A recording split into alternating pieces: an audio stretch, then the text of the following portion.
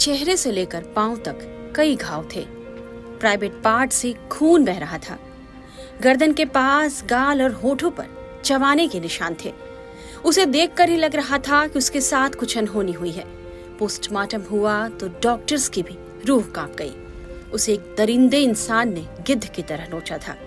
उसके मुंह में कपड़ा ठूंसकर उसके साथ हैवानियत की गई।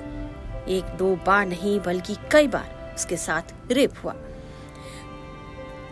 वह लड़ी और बचने की खूब कोशिश करती रही, लेकिन सफल नहीं हो पाई। उसकी लाश को जिसने भी देखा वो खुद को रोने से रोक नहीं पाया।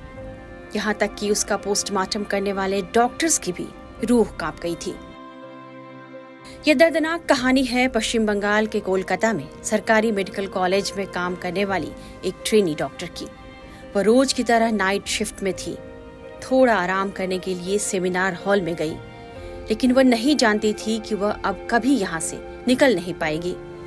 घटना से पहले इस लेडी डॉक्टर ने अपने साथियों के साथ खाना खाया और इसके बाद सेमिनार हॉल में आई। रिपोर्ट्स के मुताबिक यही संजय रॉय उसके पीछे चला आया और इस वारदात को अंजाम दिया। पोस्टमार्टम रिपोर्ट में कहा जा रहा है कि पीड़िता के साथ रेप नहीं बल्कि गैंग रेप हुआ था। अभी तक कोलकाता पुलिस की जांच में एक आरोपी संजय रॉय को ही पकड़ा गया है, जबकि पोस्टमार्टम रिपोर्ट गैंग रेप की तस्दीक कर रहे हैं। यहाँ तक कि आरोपी की सास का भी कहना है कि यह काम संजय अकेले नहीं कर सकता। टाइम्स नाउ नवभारत से बातचीत में संजय रॉय की सास का आरोप है कि रेप और मर्डर का काम अकेले उसने नहीं किया। संजय रॉय की सास ने अपने दामाद पर क्या क्या आरोप लगाए हैं, आइए आपको वो पूरी बातचीत सुनाते हैं।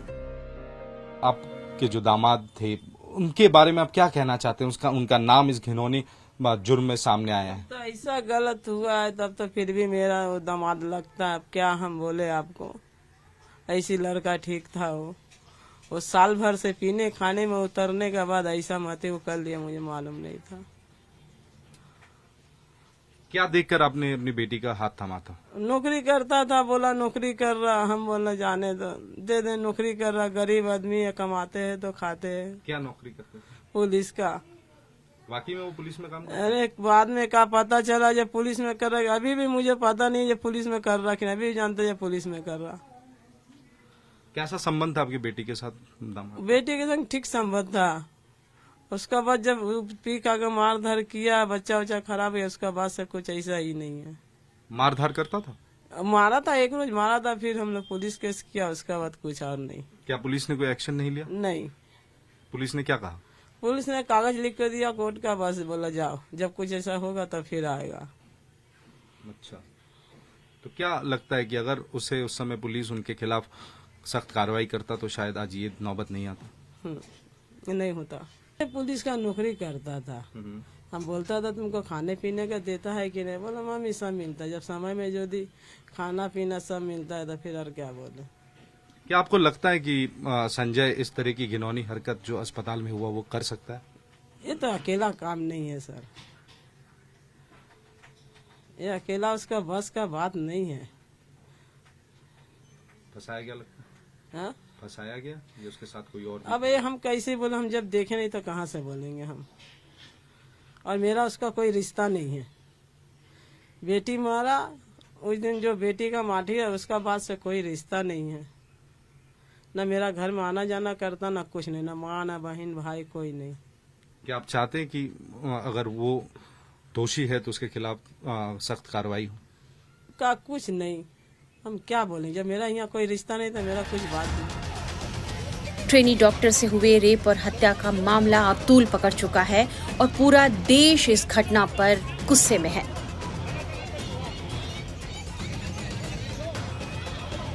एक तरफ जहां देश भर के डॉक्टर्स इस मुद्दे को लेकर प्रदर्शन कर रहे हैं, तो सड़कों पर आक्रोश है और पूरा बंगाल तो मानो उबल रहा है। इस बीच सीबीआई के अधिकारी कल पीड़ित के घर पहुंचे और उसके माता पिता का बयान भी दर्ज किया। पीड़िता के घर की सुरक्षा भी बढ़ा दी गई है और किसी को उसके घर जाने की इजाजत नहीं।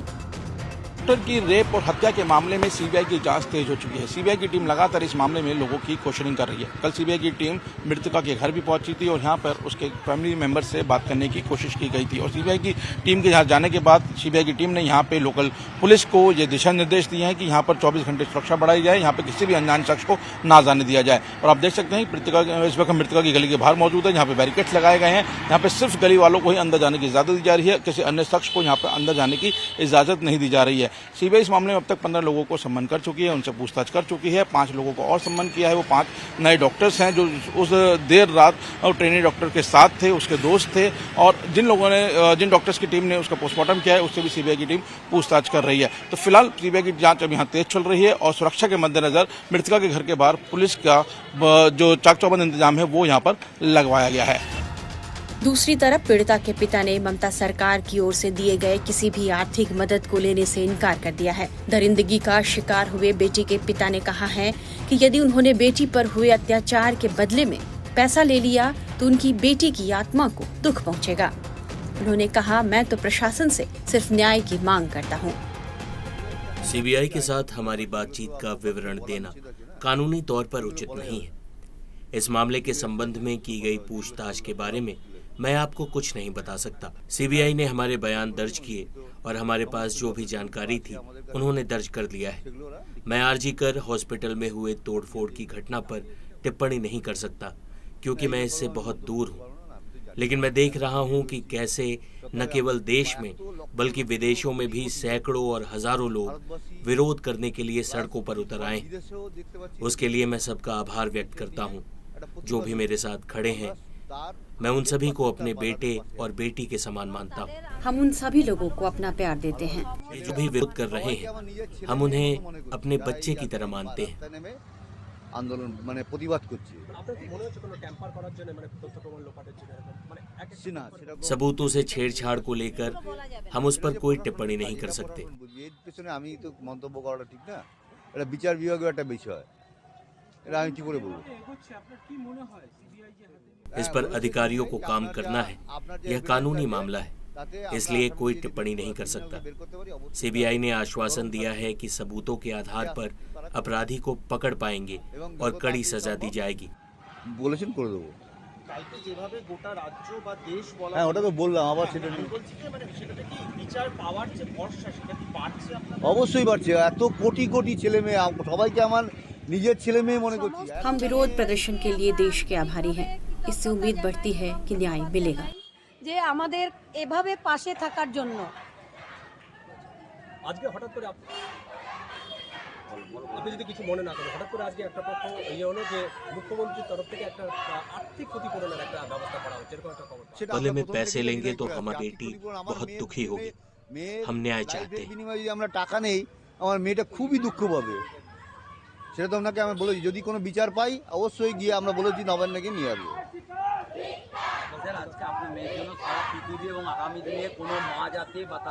সেটা তো আমরা সবসময় ভগবান এবং প্রশাসনের কাছে এটাই একটা দাবি, এটাও একটা দাবি। इस बीच सीबीआई ने मामले की जांच तेज कर दी है। एक तरफ जहां आरोपी को गिरफ्त में लिया गया है उससे पूछताछ हो रही है, वहीं सीबीआई ने 4 डॉक्टरों को भी पूछताछ के लिए बुलाया है। बताया जा रहा है कि सीबीआई जांच में कई लोगों से पूछताछ के लिए लंबी लिस्ट लिए बैठी है।